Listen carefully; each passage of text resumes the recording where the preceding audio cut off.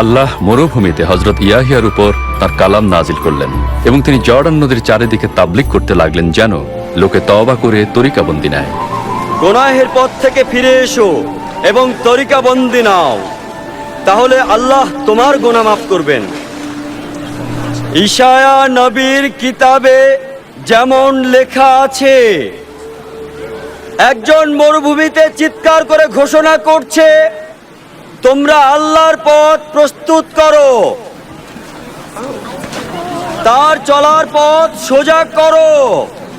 সমস্ত উপত্যকা ভরা হবে, সমস্ত পাহাড় পর্বত সমান করা হবে, আঁকা বাঁকা পথ সোজা করা হবে এবং অসমান রাস্তা সমান করা হবে এবং সমস্ত মানুষ মাবুদ আল্লাহর নাজাত দেখতে পাবে। আমরা কি করব? হ্যাঁ, বলুন, আমরা কি ওই করব? সাপের বংশধরেরা